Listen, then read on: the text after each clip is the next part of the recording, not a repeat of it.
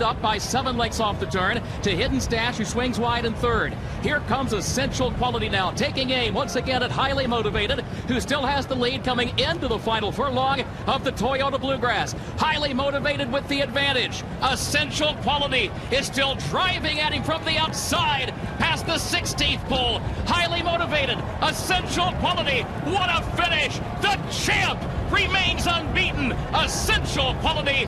Welcome back to Racing Rundown. On this video, we are going to be talking about the 2021 Kentucky Derby. We have our massive preview video as well as our final picks for the Kentucky Derby, which let me just say, I think both of us are in agreement that this is the toughest Derby that we've looked at, and definitely is a very challenging Derby, and I would be interested to hear from some veteran Derby players as to what Derbies they would put this one with in terms of overall toughness and wide openness of the field. But as usual, like we did the past couple of years on Racing Rundown, we're going to go through every single horse, give them their fair shake and their fair analysis. And if you want further in-depth analysis, we do have our Derby Profile series up on Racing Rundown. We have 20 videos for every single entrant for the Kentucky Derby, so if you want further information on them, I'll link that below in the description so you can check that out.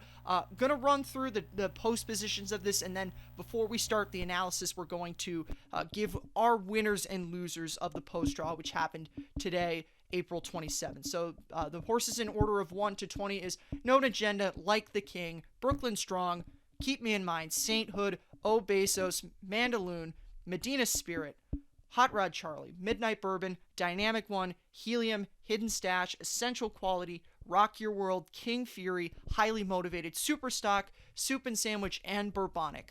From 1 to 20, Burbonic gets the outside. Known Agenda gets the inside. Kind of interesting that Todd Pletcher is both on the both extreme ends of the Kentucky Derby. And with that, I'll give my winner and loser for this Kentucky Derby draw. My winner is Hot Rod Charlie, just because he is in, I think, the best position of all the speed horses.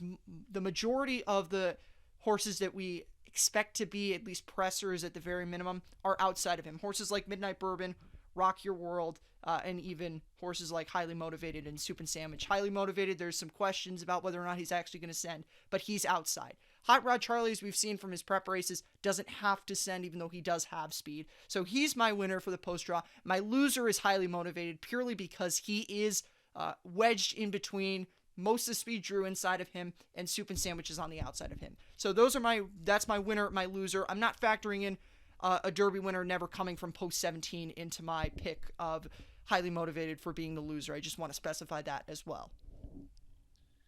I have 2 winners and 2 losers. My first winner also kind of same logic that Jack used with Hot Rod Charlie. 1 to his inside, and Medina Spirit for Bob Baffert, really just because all the horses to his inside are not going to be forwardly placed. So John Velasquez is going to be able to make the decision and really read the race. He won't have to choose straight out of the gate where he wants to sit. He can either go to the front, or if they're really moving to his outside, he'll be able to take back and sit in that second flight. No matter what, though, he'll be in the top 5. But it's now a question, really, and it's kind of going to be tough on the handicappers looking at this race. Is Medina Spirit going to try and go for the lead, or is John Velasquez going to ease him back? We've seen him do both and be effective in both. My other winner is the favorite, Essential Quality. Really, there's only a couple things that could have made him a loser in this draw, but given he's the favorite, and given he seems like he's drawing out of harm's way where no one's really going to be affecting him, he's going to be able to take back, sit a good 5 or 6 lengths from the lead, and then make one big run. That's just really beneficial that he does not seem like he'll have any issues from the starting gate. And then my 2 losers, one being Mandaloun. A lot of people I know have looked at this horse as a bounce-back candidate from his poor run last time out. Obviously, we'll discuss that. To me, and I think I covered it in my individual profile of him, also on the channel, I said that if he can get an outside post and just be in the clear, even though he'd lose some ground going wide, he'd probably have a huge shot to at least the board. But drawing 7, I think he's going to get stuck in behind horses, especially with plenty of speed to hit directly to his outside, and then even further out that'll come across his path. I think he's probably one that's going to be in trouble. And then Known Agenda. And I know the rail is always an easy choice, but it's really just more so he's going to try to be coming from behind, and he's really just going to have to work out an excellent trip. And it's also helpful he has Irad Ortiz aboard, but definitely now at a disadvantage that he's going to have to really weave through traffic if he wants to win this year's Derby, given he drew the inside. And that provides the perfect segue to getting into the 20 horses for this Kentucky Derby, and we're going to move on and discuss Known Agenda, the winner of the Florida Derby. The Florida Derby, one of the most productive Derby prep races of the Derby prep races, and you can go back and look at history, see all the Derby winners, including Maximum Security, initially a Derby winner, that have come from the Florida Derby. I mean, looking at this horse, he looks like he's coming into his own at the right time. You see him, the blinkers have definitely helped him. That allowance win at Gulfstream was very, very good. He beat a good group in the Florida Derby. Greatest Honor is not here. He's a horse that commands some respect, and he beat him by about, I forget what the final margin is that exactly, but around 3 lengths more or less. So good horse, little inconsistent in the early part of his career, but there are some things that you can forgive him for, specifically races like the Sam Davis being too far back and the Remsen having just a lot of things go wrong for him. But I kind of agree with Eric, and I was talking to him before recording this, and I think the rail post is not what I'm against Known Agenda with. It's merely the fact that, you know, if anyone can navigate a post position, post one in the Derby, it's Irad Ortiz. I have supreme confidence that Irad Ortiz would be able to do that. It's just the fact that I don't think that the holes are going to be there for Known Agenda. I mean, it's the Kentucky Derby, so it's completely random. So this could be a completely moot point. But I just have this image in my mind of him being stuck in behind horses closer to the rail. And when it comes for him to make his move, Irad Ortiz having to shift out and go around horses. And as I've talked about in most of the Derby previews that I did, or profiles that I did with horses that were closers, I said the problem happens a lot of times in the Kentucky Derby on the far turn.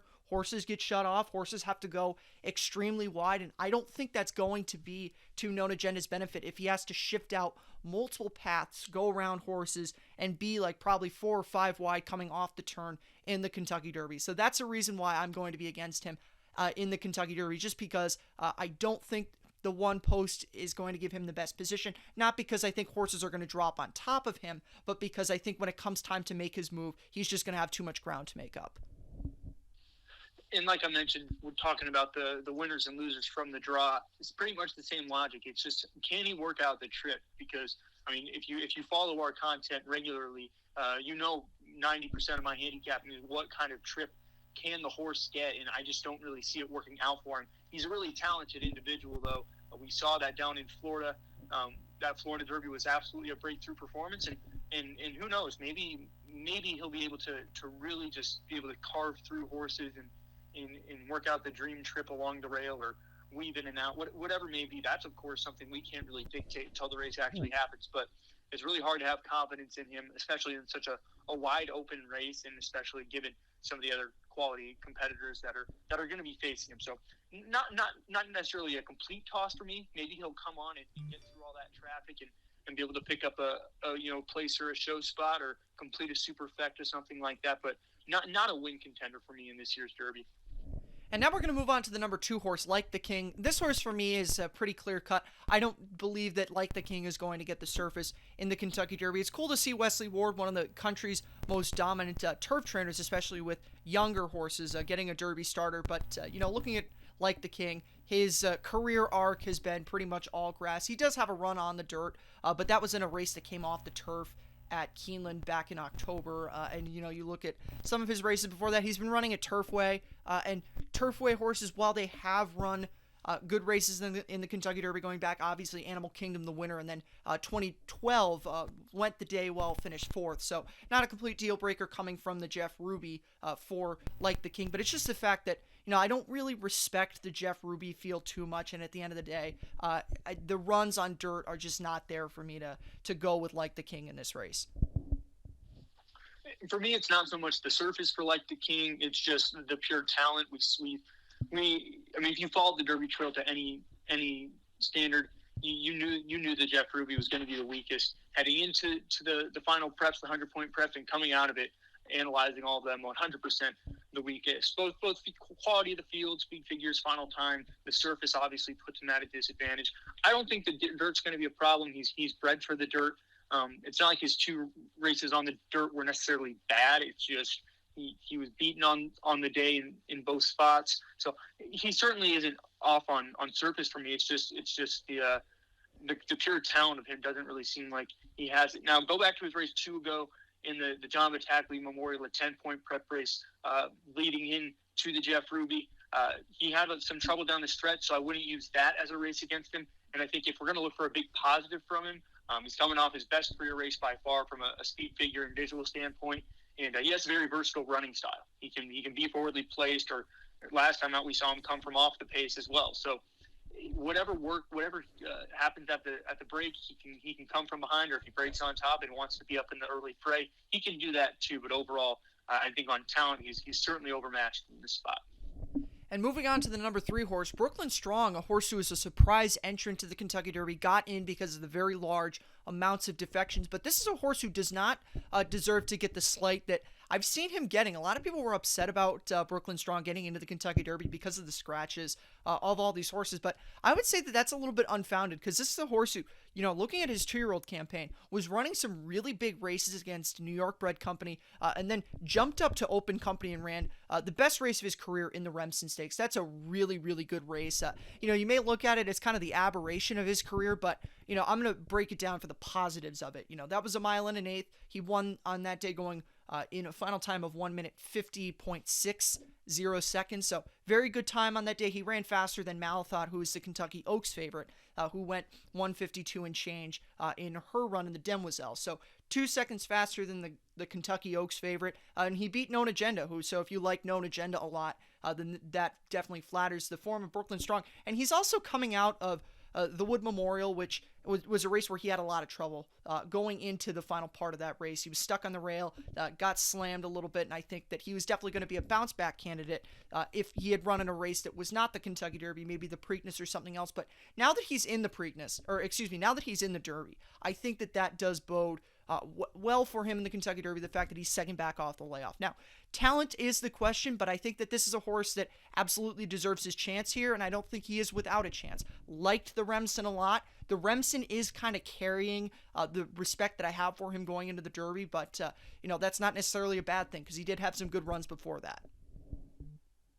Absolutely. And the biggest thing for me is from a Brisnet speed figures perspective, and that's the speed figure that I predominantly focus on. From a Brisnet perspective, no horse in this year's Derby field in their career has ran as high of a number as Brooklyn Strong did in that Remsen. He ran a 107 by Brisnet standards. The next closest, a couple of horses have ran 102s and 103s. Brooklyn Strong ran a 107, and it's very easy to see why he was given such a strong number, given the time that he ran 2 seconds quicker than Malathot, the Oaks favorite. Really impressive performance that day where he broke on top and then was taken hold of, and he responded to that so effortlessly. If you watch the race, he is very comfortable being taken back, slowing down, and then finding that gear heading into the far turn. And then when you watch him on the turn, I mean, he has to make up a couple lengths on the front running horse in there, 10 for 10, who unfortunately injury kind of derailed him from making a run on this year's Derby trail, but that's a talented horse in his own right. But Brooklyn Strong just came and mowed him down. And margin of victory wasn't great, but they were well clear of a future Grade 1 winner in Known Agenda and another graded stakes winner in behind that. Galloped out huge. Pedigree-wise, he's going to love the distance. But like Jack said, that's the race you have to bank on, because that's all he really had going for him. And that was in December of last year. He was my pick in the Wood Memorial. He did not get a great run through at the rail. The paper might not show that. The past performances might not show that. But watch it back, you see him get shut off as they come down the lane. And sure, he didn't finish great, but that was also his first race in about 5 months. So he's 100% eligible to improve second off the layoff and all those things. But second off the layoff into another Grade 2 or Grade 3 is a much easier task than second off the layoff in a fifth place performance into the Kentucky Derby. So that's going to be tough for him. He's also going to be bucking history. He's actually one of 3 horses in this year's Derby who have only had 1 race in 2021, and no horse has won the Derby with just 1 prep race as a 3-year-old. So history against him, like a couple others in this race. But if you love that Remsen enough, you might just want to use this horse. And now we're going to move on to number 4, another horse who is kind of jumping into the meat grinder here. Keepmeinmind. This is a horse who's got 2 starts this year. Keepmeinmind's first start in 2021 was definitely a race that I would draw a line through because he missed some work that he was supposed to run in the Southwest, which was back in February, or at least supposed to be back in February. It got pushed back because of the winter storms that the Arkansas area was receiving during that time. So he missed that race. The Rebel, he had been coming into missing some significant work, and that was definitely a race where he was not going into it with the best chance to win. But really, the last start in the Bluegrass, he didn't really progress. There was a thing of he didn't get the kind of pace that he probably needed to close, and Keeneland's not the easiest track to close into, but that's kind of disproven because he did run 2 placing efforts in Grade 1s at Keeneland as a 2-year-old. So, I think that this is just a horse who is rather light in terms of the competition that he's run against. His only stakes win was the Kentucky Jockey Club, and there has only been one horse that has come back to win from that Kentucky Jockey Club, and it is King Fury, who is also in this Kentucky Derby, who we'll get to later on in the preview, but suffice it to say, wasn't the strongest race, and Keepmeinmind is definitely a horse that I'm going to be leaving out of this year's Kentucky Derby. Me as well, not very hard, probably one of the easier tosses in this year's field. He was good as a 2-year-old, and I think the biggest thing, he's taken the blinkers off, which he didn't have blinkers on early on in his career, his first 2 career starts, in fact, which included a Grade 1 placing in the Breeders' Futurity. So it's not like he necessarily needs them to perform well, but that also probably means they're not great excuses for his poor performances this year. I will also say, in the Bluegrass, he was trying to come from last in a race that lacked any early pace, and that's always going to hinder a closer no matter how talented they are. So I would say that also is a big excuse for him, but very hard to trust a horse who's missed the board in both of his starts leading up to the Derby, beaten a combined 24 lengths, and their only win, as Jack said, was in a rather weak Grade 2. His 2-year-old form was really good. I mean, he was lost to 2 of the favorites in this year's Derby in the Juvenile, the Breeders' Cup Juvenile in November, but seems like he's regressed quite a bit this year so far, and he would need to jump up huge if he wants to win this one. And now we're going to move on to another horse that probably is going to have to jump up huge to win this race. And this is one of 4 entries for Todd Pletcher, his second of 2 that we've gotten to in here. We talked about Known Agenda already. This is Sainthood, the second place finisher from the Jeff Ruby Stakes. This horse has actually had a very interesting 3 race career. One thing that I will note, he didn't start as a 2-year-old, and even though we have had a winner that didn't start at 2, that was I believe that was an aberration with the fact that Justify was just so freakishly talented that not running as a 2-year-old didn't affect him. There's a reason that a horse, and I'll say this for the other horses that didn't start at 2, I'm just going to say this now so I can get it out of the way. There's a reason why it took so long between Apollo and Justify, because it's really hard to do to not start at 2 and then be able to win a mile and a quarter within 5 months. So definitely odds are stacked against Sainthood. I liked his win at Fairgrounds in his maiden breaking effort. Only did that by a nose, and he did it on the lead. He showed a different facet in the Jeff Ruby. I think that him having the ability to close, showing that and being able to fight in that Jeff Ruby Stakes does bode well for him maybe in the future, but I think the Derby is just a little bit too much to ask of him right now in his career. And I think that's fair. I will say I probably hold this horse in a little higher regard than maybe most people. I don't really think I'm going to be picking him in this spot, but that he should have won the Jeff Ruby. If I'm being honest, he got shut off so badly passing the 3/16th pole in there. If you go back and watch that race on YouTube, you'll certainly see the kind of trouble he incurred there. No horse in this field faced that bad of trouble in their final prep. And he was only beaten a length. That's the crazy part. He picked off, I think, 3 or 4 horses in that final 150 yards or so to get the 40 points to get into the Derby this year.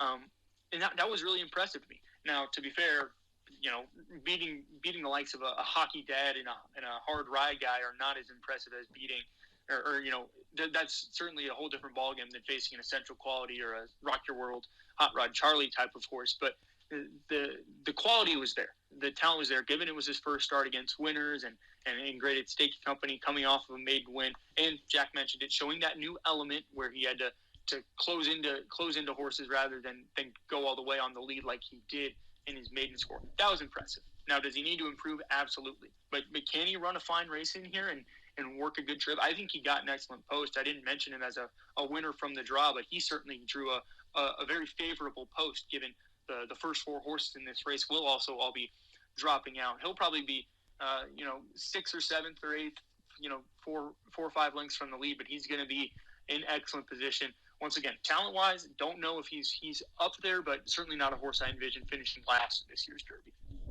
And now we're going to talk about a horse that is very much in the public eye. Besos, the 3rd place finisher from the Louisiana Derby. It looked for a while like this horse was going to be and also eligible on the outside looking in, but another horse extremely benefited by the defections. He's here now, and he's everybody's wise guy horse for this Kentucky Derby. You go on Twitter, you hear people like us talking about the Kentucky Derby and, what horse is going to be the value horse in the Kentucky Derby, and everyone's talking about Besos. And if you know me, if you've been a long-time listener of Racing Rundown, the past couple of times that we've picked Kentucky Derbies, I look for horses like Besos that are running okay in prep races but aren't winning them and come to the Kentucky Derby with similar records like that. But there is also one thing.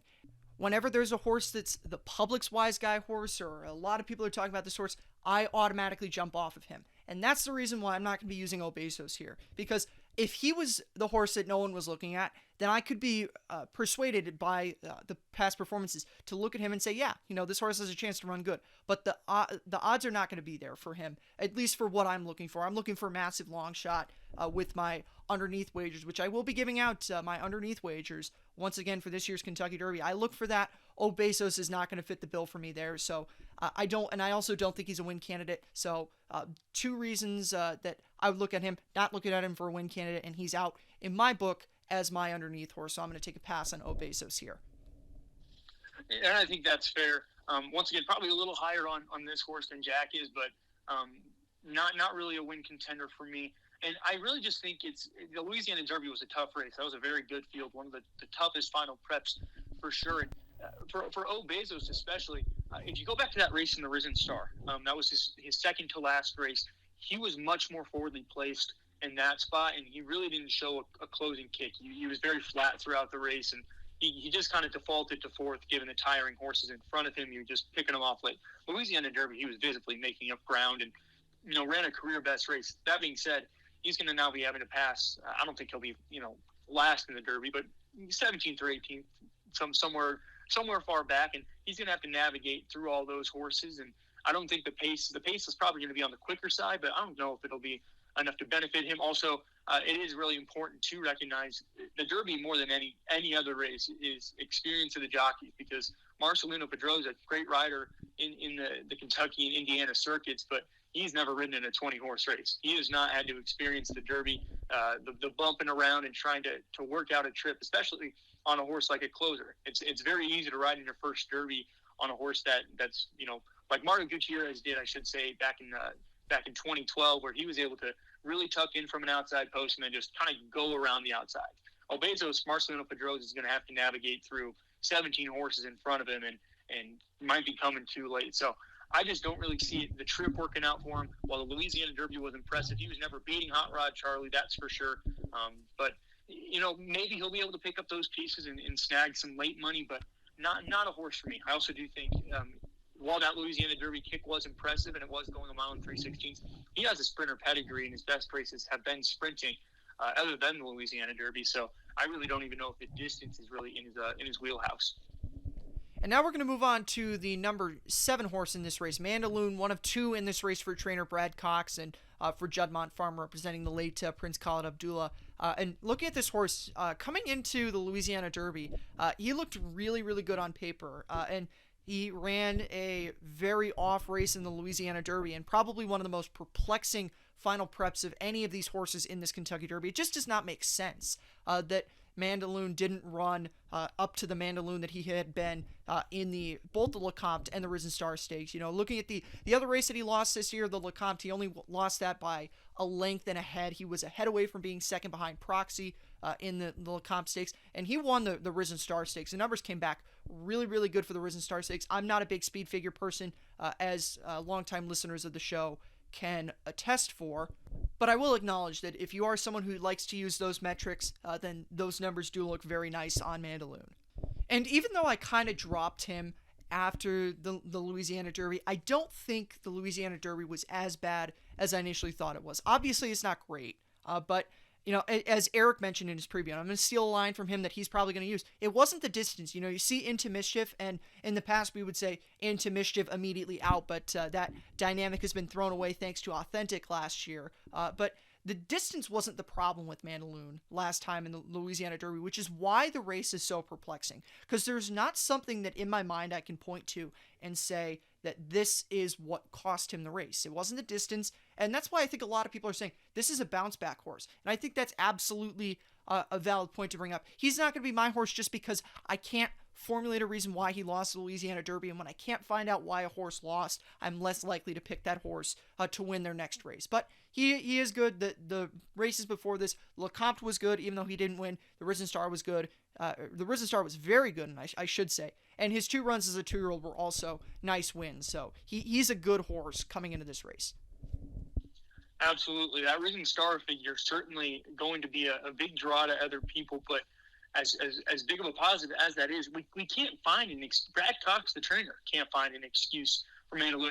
And for a trainer to not make an excuse for their horse after a poor performance, that's a 1 in 1,000 probability right there. And Brad Cox decided to be that one because he's repeatedly said he has no idea why that race went so poorly, but he's also expecting a huge bounce back. And if you pay attention to the workouts, you've been watching the morning shows on the Kentucky Derby channel, you know that this horse has been working lights out, but he also was working lights out heading into the Louisiana Derby. So what is it with this horse? The Risen Star was so good. I mean, first time blinkers, it's had a beautiful stalking trip, and ran away with ease, beating a good field, galloped out huge.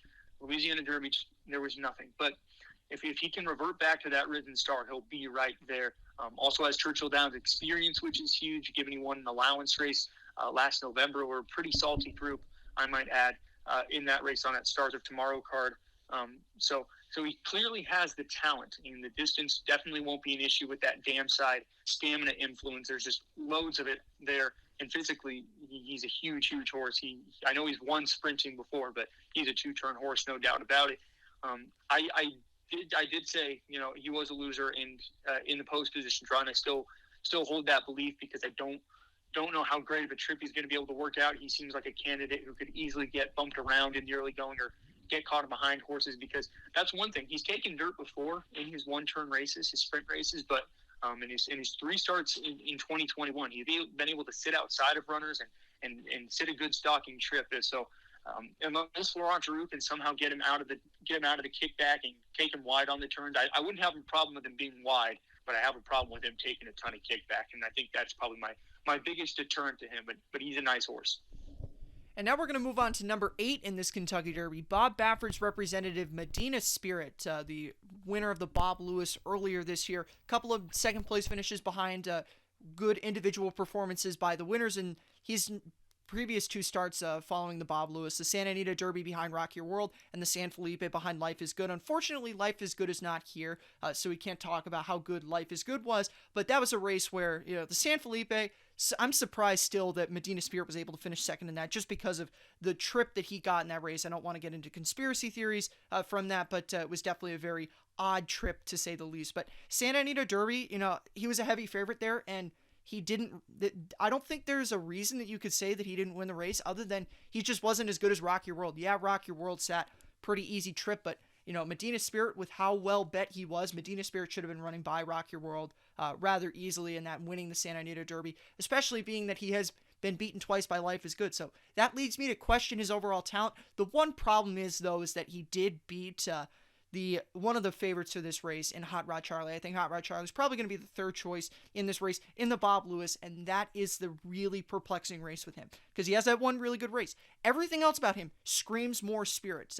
I think that Eric is probably going to make that comparison. I agree with him, which is why I'm going to steal it from him. I do apologize for that, but everything else looks like Medina Spirit, but that Bob Lewis win. So definitely very, very perplexing, but I'm not going to bank on him being able to run the Bob Lewis again in the Kentucky Derby, and I'm going to go against Medina Spirit in here.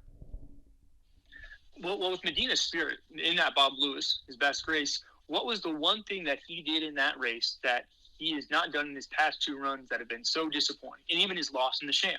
He was not on the lead. He did not make the lead. He kind of idled, sitting in those stalking trips, and they just never kicked on. But in the Bob Lewis, we saw him go to the front, set a really quick pace, I might add, and somehow hang on. I mean, that's one that's another one of those inexplicable races, this time for all the right reasons in regards to the horse, because he went to the front and he flew, looked like he was done. The rest of the speed gave in. The horses that he held off to win were coming from far back, but he still was able to dig in, beat a future Louisiana Derby winner, beat another nice horse in Roman Centurion, and back and forth was Spielberg, who's a graded stakes winner himself. So beat a good field. But those last two runs, very flat, very, very perplexing, given he looked so good in his two first career graded stakes start, but he didn't make the lead. And I think that's really going to be the key. I mean, Bob Baffert and John Velasquez, they did it last year with Authentic. They went out to the front because they knew that was going to be the horse's, best bet in winning the race, and they were able to get it done. I think Medina Spirit's going to be that horse setting the pace in this year's Derby. Maybe not, on the lead, but I think he'll probably be joined by Soup and Sandwich or Hot Rod Charlie, Midnight Bourbon, someone like that. But he's going to have a clear trip, and that's why I did mention his post position was huge. He's gonna be able to get the easiest trip to that spot. So that's certainly going to work out for him. Not one I will probably be using on top, but I think he could run a very strong race on the lead, go as fast as he wants to, and maybe hold on and run a really nice second or third. Maybe not a lock, but I have fair confidence if he makes the lead or if he's first or second as they make their way into the backstretch, he's guaranteed to run a strong race. And now we're going to move on to the number 9 horse in this race, the runner-up from the 2020 Breeders' Cup Juvenile, Hot Rod Charlie, for trainer Doug O'Neill. I have an interview with Doug O'Neill on Racing Rundown. We talked about him with Hot Rod talked about Hot Rod Charlie with him, I should say. So I'll leave that below in the description. You can check that out. But looking at Hot Rod Charlie coming into this race, he is definitely looking really strong. That last race in the Louisiana Derby showed a whole new element for him. He had never really shown that he had been a horse that would want the lead in a stake race, but not only did he grab the lead in that race, didn't quite go wire to wire. He was a half length away from being wire to wire in that race, but was on the lead for the vast majority of the race and kicked away toward the end. He put lengths on Midnight Bourbon and Besos in that, and wound up winning in track record time at the fairgrounds, which doesn't run a mile and 3/16 races very often, but it was a very good time for him. If you run a Preakness in 1 minute 55.06, that's a good Preakness time. So that's what I'm basing it off of, and not the fact that they very rarely run mile and 3/16 races at the fairgrounds. That's another reason to like him. He is a horse who has gone only a quarter mile shorter than what the Kentucky Derby distance is going to be. A mile and 3/16 versus a mile and a quarter. He's got that experience. I think that's very valuable. This is also a horse who is very versatile. So he's been on the lead. He's also come from behind. That's what happened in both the Bob Lewis and the Breeders' Cup. Didn't quite get there, but he was neck away from getting the Bob Lewis win. So like what he's done overall in his career, I think he's got a really good shot to win this race, and that's not just because Doug O'Neill, our friend, is one of our friends on the show. If he had no chance, I would say it, but this is a horse that you absolutely cannot ignore, rightfully so. Absolutely. I think the biggest question, since you laid out all the positives for us, Jack, the Juvenile was a huge race. The Breeders' Cup Juvenile, maybe even his best, even though he did come off that, even though he lost that one, and he's coming off a very impressive win in the Louisiana Derby too. But in the Breeders' Cup Juvenile, watching it back, it's very interesting to me that he makes the lead and he gets first jump on Essential Quality in there, and Essential Quality is able to mow him down. And I think, once again, in the Derby this upcoming Saturday, he's going to be able to be more forwardly placed than Essential Quality and work out a great trip, be versatile. He'll probably be, given the speed that Medina Spirit and probably Soup and Sandwich will show, he'll be third, fourth, or fifth, but in that garden spot, as it's called, right where you want to be, sit in that stalking trip, pounce when the speed starts to give way, and take the lead as you come into the stretch. It's what he should be able to do. But now the question is, can he hold off a horse like Essential Quality down the lane? Is he better than an Essential Quality? Is he better than a horse maybe coming from way off the pace to really blow it up? He's a good horse, but and he certainly has good battling ability. We've seen it before, but he's going to have to take it up one more notch, because he has been beaten by two of the horses in this year's Kentucky Derby in his second and third starts ago. Louisiana Derby was huge, though. Was able to go wire to wire, soundly beating, sure, it was only a 2-length victory, but he was never losing that one, and beat some excellent horses in that spot. One of the tougher preps, as I mentioned when we were discussing Besos. So Hot Rod Charlie's a good horse. Certainly one you have to consider as a win contender. It's just he has to take it up a notch. Can he do that on the first Saturday in May? And now we're going to talk about the final horse from that Louisiana Derby, and also a horse that is very much a battler. Midnight Bourbon, also a consistency machine.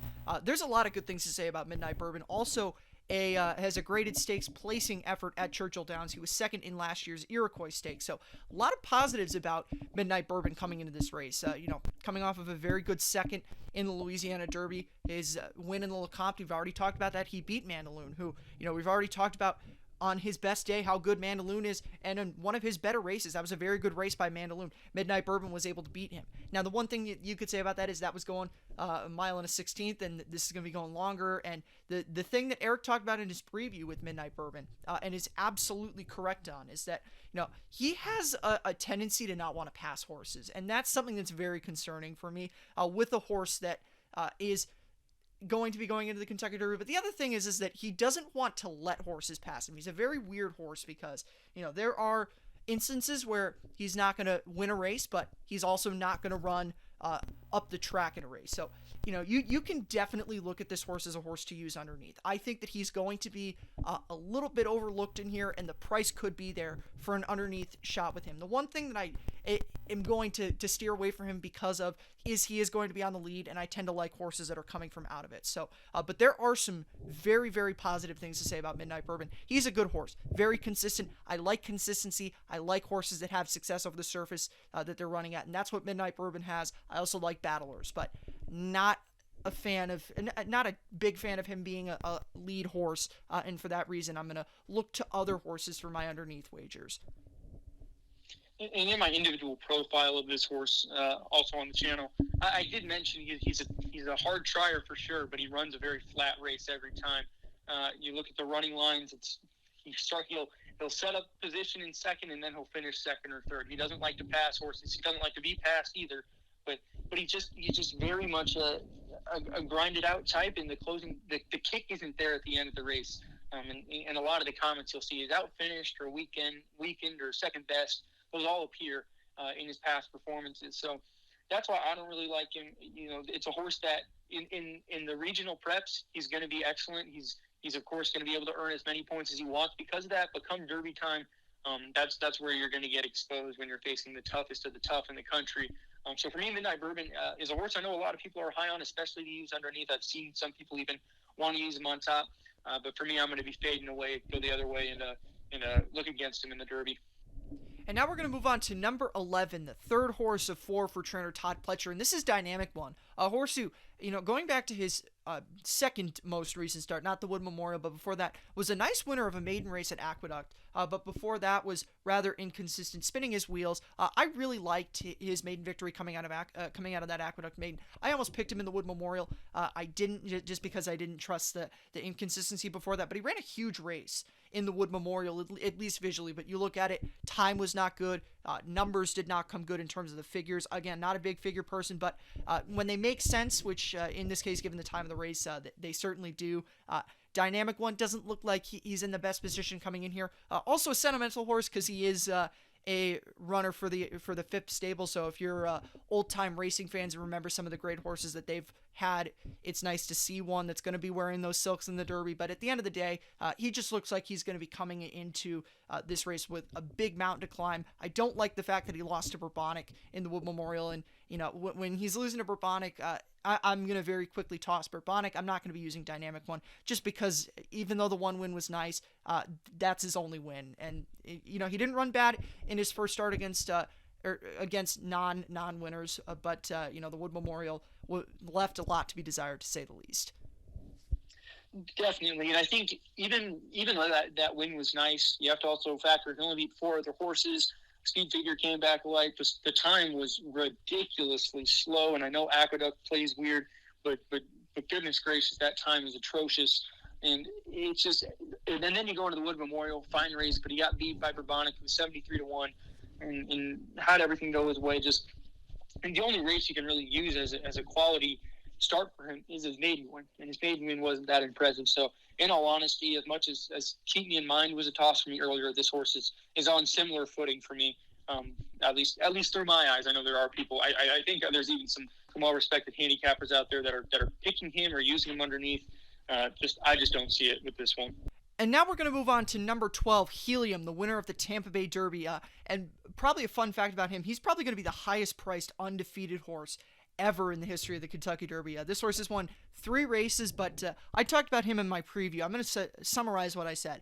This horse is 1 race between October and what's going to be May 1st. That's a very long time to go between starts with only having 1 race. And he's another one of those horses that only has 1 start in 2021. Not 1 career start, 1 start in 2021. And it's been years since a horse, and when I say years, I'm not talking about like 2030. It's been going back to, I believe it was the 20s, the last time where there was a horse who made it. There are a few horses who made their debut way back in ancient times that won the Kentucky Derby with not having a start in their respective racing year, but those are different times and not like modern racing. So definitely a very long time that's happened. And, Tampa Bay Derby was a good race, but at the same time, this is a horse who was running in a couple races up at Woodbine that weren't very impressive to me. And then, you look at the Tampa Bay Derby, he almost got past there. Yeah, he re-rallied and did beat Hidden Stash. That was what I was impressed by. But at the end of the day, don't love the fact that he's also going to be coming off the layoff from the Tampa Bay Derby. Don't know why trainers think that's a good idea. There's only been 1 time in recent years, to my knowledge, that it's worked, and that was with Destin, and Destin had many starts under him before the Kentucky Derby, so he was very much in form. Helium, very much not that case. Only 1 start since October, and I don't love the layoff. Don't love the fact that he was running up at Woodbine, and I don't love the group that he beat in the Tampa Bay Derby. Yeah, that's pretty much it with this horse. I think that the fact he's only had 1 race this year is probably the biggest thing. He's a nice horse in all it seems. You don't win all 3 of your first career starts if you're not a good horse, but at the same time didn't beat much in the Tampa Bay Derby. Sure, Hidden Stash is a good horse, but Hidden Stash clearly had his own issues that day, kind of beating himself up. And then you go back to the races before that. Also, hasn't ran beyond 8.5 furlongs, a mile and a 16th. No horse in at least modern history has won the Derby without a previous 9 furlong, mile and an 8th start. So just not really there for Helium. Another pretty easy toss in my book. And now we're going to move on to horse number 13, Hidden Stash, my value horse for this year's Kentucky Derby, and I'll get into why I think he is the value play of this year's Kentucky Derby. So, looking at history, going back to a couple years ago, I hit Country House with an underneath wager, and I always say, every single Derby, you got to look for that massive long shot that's going to outrun their odds in the Kentucky Derby and finish in the top 3 or 4. We've seen that the last few years in the Kentucky Derby, and really even through the past decade. There were only 2 years where that didn't happen, and I'll go through some of those horses right now. Last year was Mr. Big News. Year before that was Country House. 2018 was Instilled Regard. He was 4th. And then in 2017, you had 2 of them, Looking at Lee and Battle of Midway. Eric can tell you about Battle of Midway. He hit Battle of Midway not on Racing Rundown before Racing Rundown existed, but so definitely got to look for those underneath wagers because they can be very lucrative. You look at what Mr. Big News paid last year. Look at what Country House paid for underneath wagers, and look at what Looking at Lee and Battle of Midway paid. So that's definitely a reason why you got to look for these horses. But the reason why Hidden Stash is that horse, at least in my opinion, is he's following the same trajectory that Country House is following, running in the money or on the board in these final preps. 3rd in the Sam Davis. He was beating himself up in the Tampa Bay Derby, but was still 2nd. Then it wasn't a great 4th place finish, but it was a 4th place finish. If you remember, Country House was 2nd, good 2nd in the Risen Star in 2019. 4th place finish in the Louisiana Derby. There were a lot of things that went wrong there. Wasn't a great race for him, but still got points. Then was 3rd in the Arkansas Derby. Very much well beaten, but it was a good 3rd. And that's how he got to the Kentucky Derby, and he was able to run that kind of long shot race that hits the board. And I think that that's the race that Hidden Stash is going to be able to ride this year. He's a closer, but I think the pace is going to be beneficial enough for him that he'll be able to come late. And the other thing is that you got to look for consistency, and this is a consistent horse. Overall, he's never been off the board in any of his 7 career starts. The worst, he's finishes 4th twice. So really like him underneath. The other thing about him is no one's talking about him. And I mentioned this with Besos. I don't like the horses that everyone's talking about. No one's talking about Hidden Stash's ability to run well in this Kentucky Derby. So for that reason, I'm going to take him as my underneath horse. Don't think he's a win contender because he does have those issues of sometimes beating himself in races, but definitely a horse that can run well underneath. And I definitely get the logic, Jack. Especially the Bluegrass is going to look so bad. Fourth beaten 10 lengths in a 9-horse field, weak speed figure, all those things. Well, there was no pace. We'll talk about it with Highly Motivated and Essential Quality coming up next. That was your 1-2 the entire way around. They walked the dog. They might have been the best horses on the day, but that margin of victory is so much smaller, and even the distance between Highly Motivated and third and fourth place is much shorter if the pace is remotely quicker. But because it was a slow pace, this horse coming from seventh in a 9-horse field, nothing to close into. So of course he's not going to be finishing better than everybody else, but he still came on for fourth. And at the end of the day, he finished behind 3 stakes winners in front of him, 3 highly touted individuals in their own right. So he was coming. Tampa Bay Derby was an excellent run. He had to close from far back on a track that doesn't always favor those deep closing horses. So sure, he hasn't won since last fall, but Jack mentioned the consistency, and he also has Churchill Downs experience. He has a win here and was third in the maiden race in September, but that was sprinting. This is obviously going longer. He'll probably cherish the distance. He's not one I'm personally using because you got to whittle him down to some point, but I certainly don't blame anybody that's trying to find that massive long shot for that value underneath, like Jack's doing. And now we're going to move on to the morning line favorite for this year's Kentucky Derby, and probably the post-time favorite, Essential Quality. What can you find about this horse that is wrong with him? There is going to be some things, we'll get to that, but on paper, absolutely flawless. Breeders' Cup winner, champion 2-year-old, won his 2 races this year, and he's had to face pretty much every kind of adversity that I would have wanted to see a horse prove to me that he can overcome going into a Kentucky Derby. So he's not coming in after having beat no horses or after having every race handed to him like some of these heavy favorites coming into derbies have been doing. He's had to do everything. He's had to close. He's had to be relatively close in races. He's had to run down a horse that fought back against him. That was in the Bluegrass last out. He's run on the wet surface. It looks like there's going to be some precipitation Derby day. So that's definitely something that's very good for Essential Quality. Obviously, he's done the big races. Breeders' Cup winner, faced some quality competition there. Hot Rod Charlie was able to fight him and beat him there.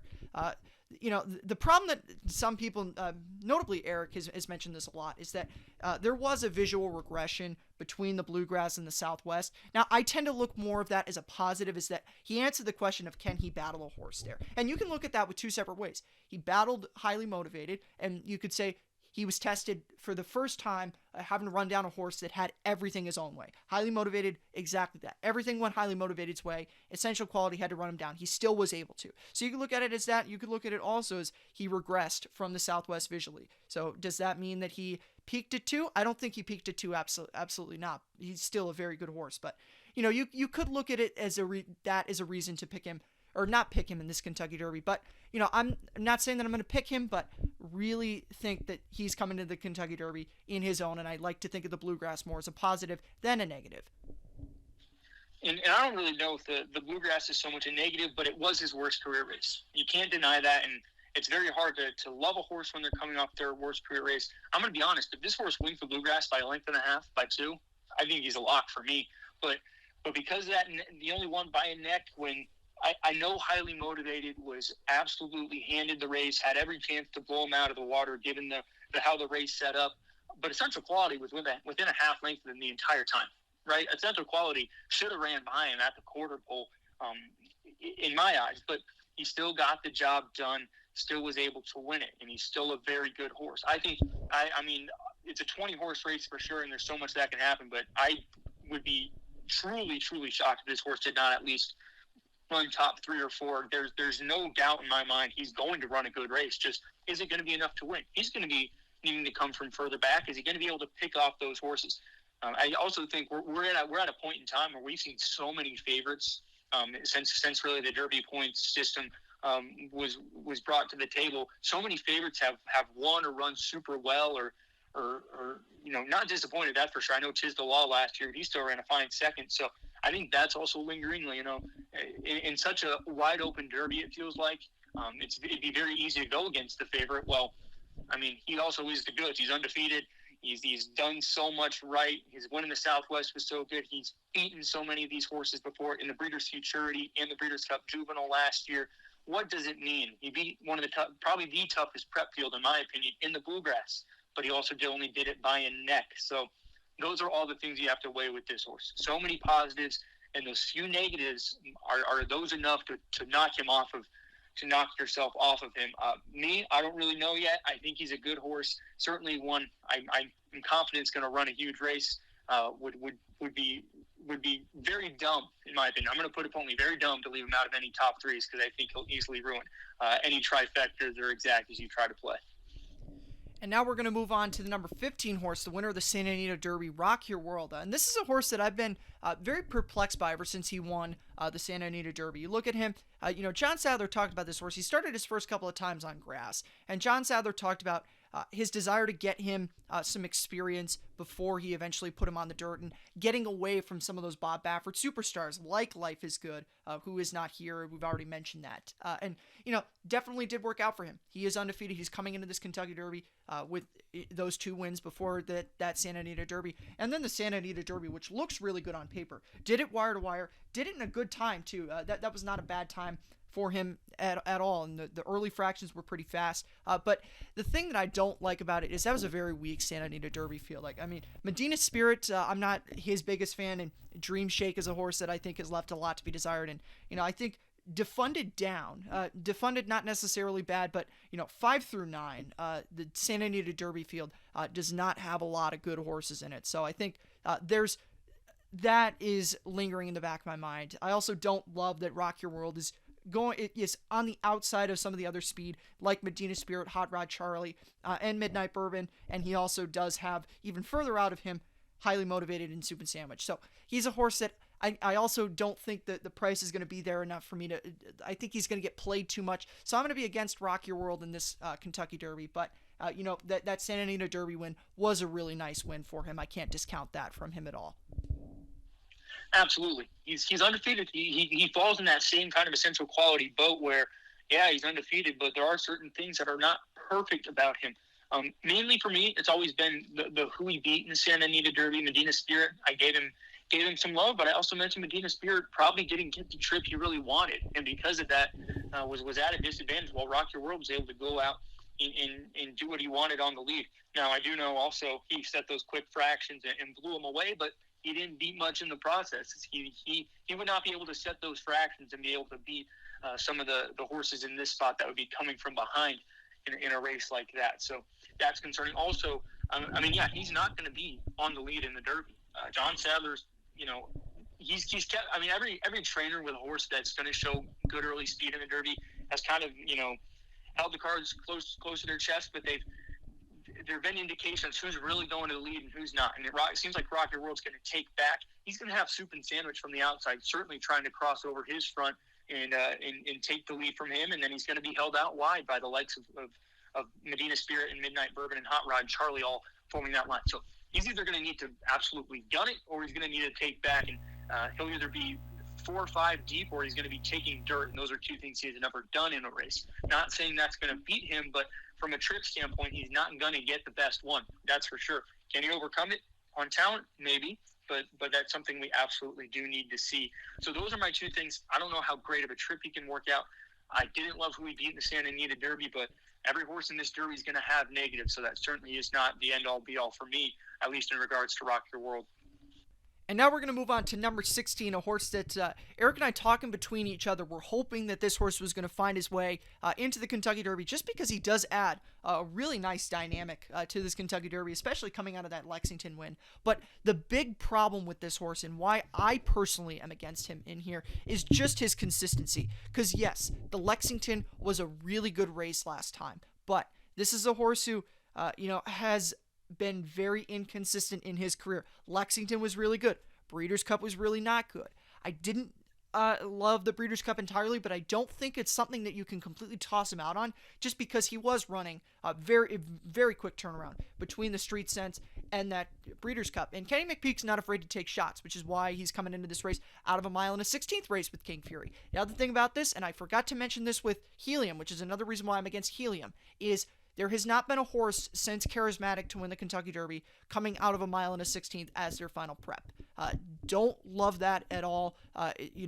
Going back even before that, the next most recent horse after Charismatic would be Tim Tam, going back to the 50s. So it's not something that's been done very often, and even Charismatic had a mile and an eighth experience. So don't love the inconsistency with King Fury, but there's another angle with him. Is he is very good at Churchill Downs. That's why King Fury is such a tough horse, because he's a stakes winner at Churchill Downs. He's a consistent horse when he runs at Churchill Downs, with the exception of the Kentucky Jockey Club. Eric will talk about that, but 2 wins prior to that race, very good. Most recent start, very good. Got a pace meltdown in that race, though. And I think that if there's a pace meltdown, and if you're someone who's banking on it, which I'm not banking on a pace meltdown, I think it's going to be a good pace. I think it's going to be honest. I don't think it's going to be Lexington type. And that's why I'm not going to be using him in here, even though he is a very prime candidate, and I did consider him as my massive long shot horse, although I don't think the price is going to be there as well. So that's another angle against him, but that's really just personal for me. He's definitely a horse you can make a case for underneath, and I would not be shocked to see him run in the top 5 in this Kentucky Derby.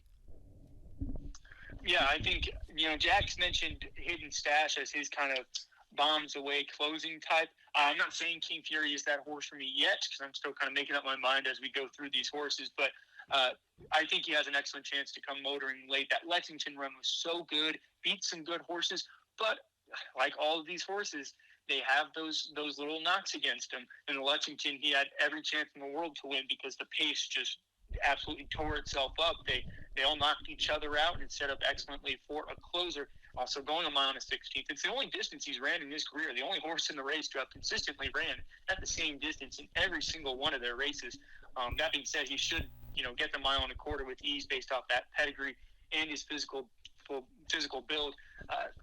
But how is he gonna react not having that pace in front of him? Well, his races at 2 are just so hard. Kentucky Jockey Club to line through for me because he had blinkers on that day. Obviously, that was an experiment that went wrong. He was more forwardly placed than ever.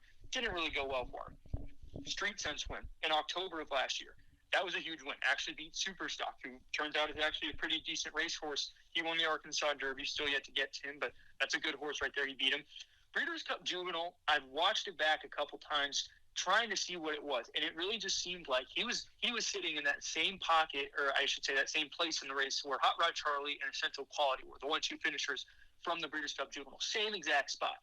Only difference, Hot Rod Charlie and Essential Quality took the overland route, went outside. King Fury tried to ride the rail. He ran into some trouble here and there. He got shut off by a tiring speed horse as they came down the lane. Was he going to beat those two? Was he going to maybe finish 4th or 5th? I don't know, but I think that could have been the reason. So I found an excuse there. Not a win contender for me, though, because of the inconsistencies, but I could easily see him motoring late based off that one start. That being said, we haven't seen that horse, the Charismatic, no horse winning the Derby since their last start being an 8.5 furlong race. No horse has won the Derby with just one start that year in modern Derby time. So he has history against him for sure, but he's coming off the best race of his career by far. And if he can replicate that and take it one step further, he'll be there at the end. Another horse who's coming off of a very, very strong race, probably not his best career race, but definitely one of his better career races. That's Highly Motivated. And I'm going to praise him, even though I said he was a loser. He was my loser of the post draw. He gets post 17. Post 17 has never won the Kentucky Derby. The only post position that's still in use there back when they've run as many as 25 horses. Some of those post positions didn't get winners, but that doesn't factor in here. The post position never having a winner isn't why I'm against Highly Motivated in here. It's purely because I think the trip is going to be to his negative. You look all the speed horses that are inside of him. Medina Spirit, Hot Rod Charlie, Midnight Bourbon, and horses even, you have Rock Your World as well. So inside of him, you also have Soup and Sandwich outside of him. I don't think that that's going to be very beneficial to him. But that's why I'm against him in this race. But looking at the positives, Gotham, you draw a line through.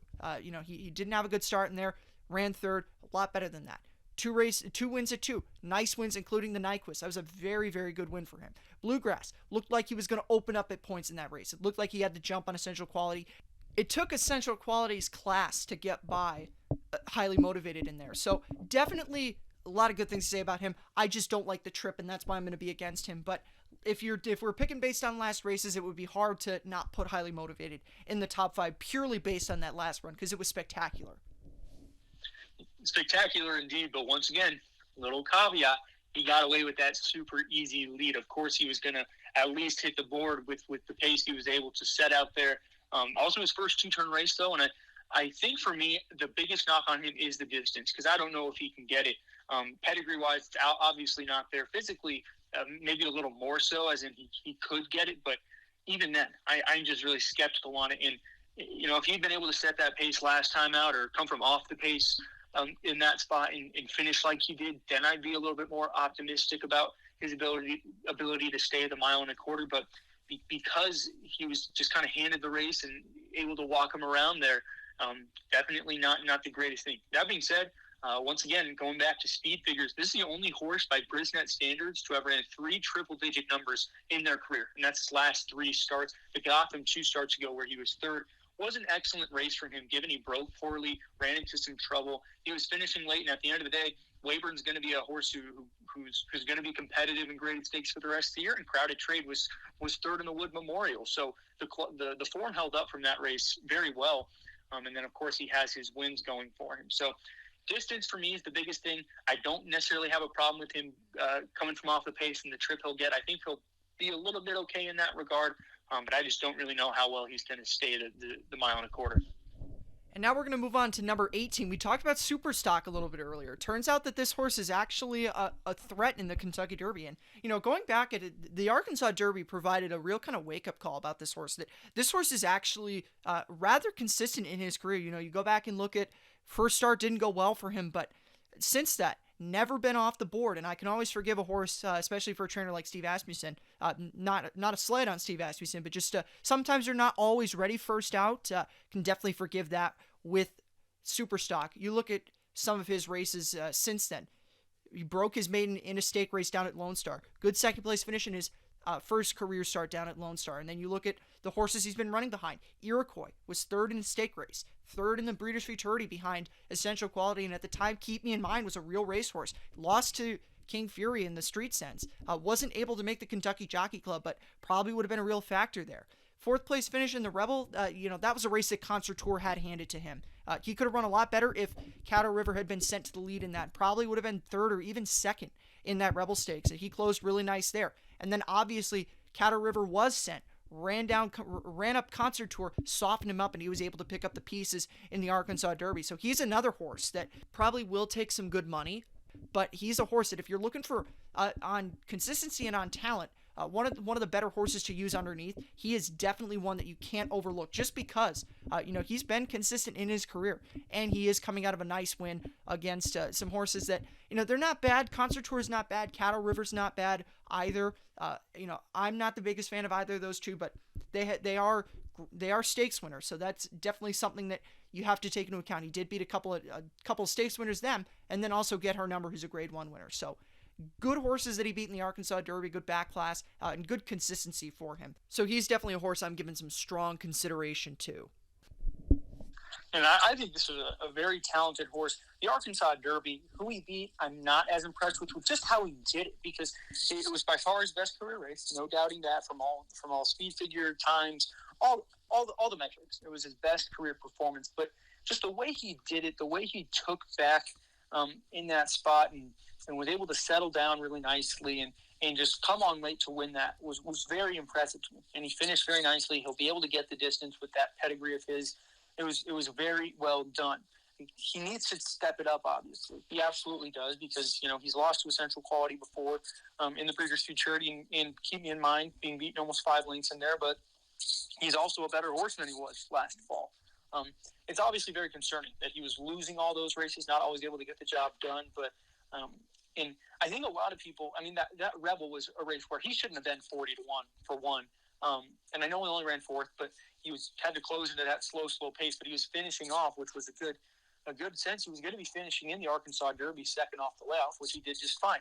I think this is absolutely a horse. If you're kind of teetering between, maybe picking him as a win contender, I say go for it, because sure, he's not going to be, 50 to 1 or something, but he's not going to be favored. He's going to be double digits. He's not going to be anywhere near the prices of a Rock Your World or an Essential Quality, Hot Rod Charlie, horses like that. He's going to be one of the longer prices. I mean, he's 30 to 1 on the morning line. I think he'll be a little less than that, but probably in the 20 to 30 to 1 range. And I can easily see him stepping up and running a big one in here. Reminds me quite a bit, actually, of another horse who won the Derby at some bigger odds off of a big prep race win, and I'll Have Another. Back in 2012, I guess is the second time I've referenced him. I'll Have Another was coming in with a little bit better form. He wasn't the greatest at 2, but then won some prep races in the spring of his 3-year-old year, and they weren't impressive enough by the public standards for him to garner much attention. Went off at 15 to 1 in the Derby, but sat off the pace, was about 6-7 lengths from it, right where he needed to be, pounced as they came around the turn, and drew off and won. So if you're looking for that historical comparison, you got it right there. Superstock's coming off his best career race, and he might just be able to improve enough to run big on Derby Day.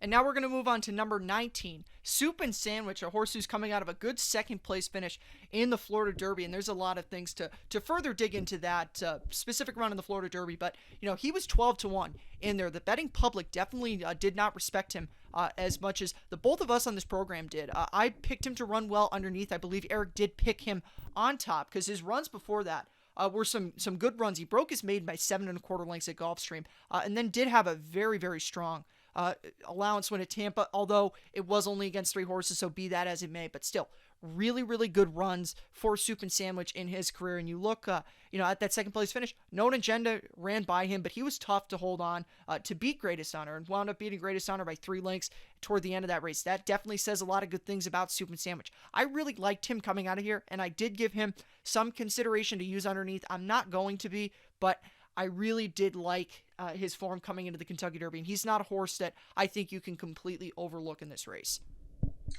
And for me, I really did like him in these past few weeks leading up to it, especially because I thought he ran so well in that Florida Derby where he was getting into much deeper waters, ran pretty quick. I know the numbers don't really reflect it, but he was pulling pretty hard as it came up the back stretch and throughout the race. Hopped on the wrong lead. It was obvious he was getting a bit weary, but he was pulling. He certainly has every reason to get a little bit more calm and be trained to be a little bit more calm while being forwardly placed in this month leading up to the Kentucky Derby. But when he drew 19, that's kind of where it stopped with me, because not too often has a horse drawn an outside post, really had to be gunned from that post to establish that first or second place position that they'll want to be early on, kind of where Soup and Sandwich wants to be, and be able to stick around. I mean, I know Authentic, he did it last year, but I think there's a pretty big disparity in talent between Authentic, a horse of the year, and Breeders' Cup Classic winner, and Soup and Sandwich, who seems like he might even be more of a sprinter type. There's definitely two big differences there.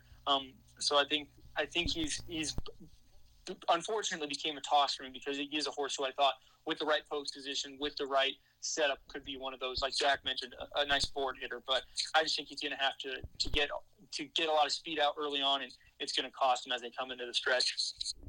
And now we're going to move on to the final horse in this race, Todd Pletcher's fourth and final entrant, and that's Burbonic, the surprise winner of the Wood Memorial. Longest shot ever to win that race, also the slowest Wood Memorial. We talked about that with Dynamic One. Really kind of, in terms of the running of the Wood Memorial, same things apply to Burbonic that do to Dynamic One.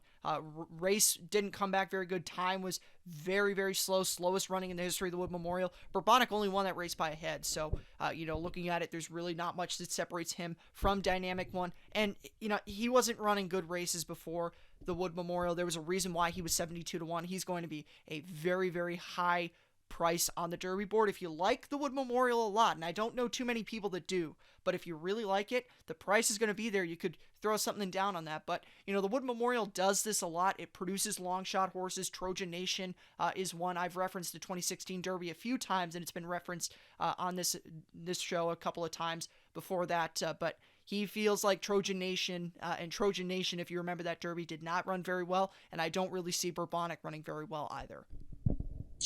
Yeah, me neither. That Wood Memorial was just so weak from a metric standpoint. There were impressive horses that he beat. We should say that. Risk-taking, Wayburn, both prep winners, both horses that are going to be highly regarded in future races, maybe towards the Belmont even. But they were clearly not on their best that day. There was a weak field in other aspects, and I think for Burbonic, yeah, he closed into a slow pace, but the time was slow. Speed figures were slow. Didn't beat much. There's just not a lot there. Now, to be fair, he's one that's never going to be hindered by a post position because he's going to be coming from dead last. If there is a pace meltdown, I think he'll definitely start to pick some horses off, but I just don't see it here. One other positive, he'll love the distance. He's shown that in his career. The more distance, seemingly, the better he'll run. Especially in the Wood Memorial last time out, galloped out huge. I mean, that was so good. But once again, you got to weigh who he beat in that spot, and it's just really, really not there. So another pretty easy pass for me in Burbonic. So now we're going to get into the moment of truth, our picks for the 147th Kentucky Derby. For me, I'm going to actually go somewhere where I didn't even think I was going to go while we were recording this, but, last second audible I'm going to call. I talked a little bit about Superstock and how, I liked him, but I probably was going to pass him in my Derby profile for him. But my opinion has changed on him in more and more looking back at that Arkansas Derby win for him. Really, really like it. I think he's a horse that's going to do much better with more ground, which he's obviously going to be getting in the Kentucky Derby with the 1.25 miles. Looking at some of his races, he is very consistent. I like consistent horses.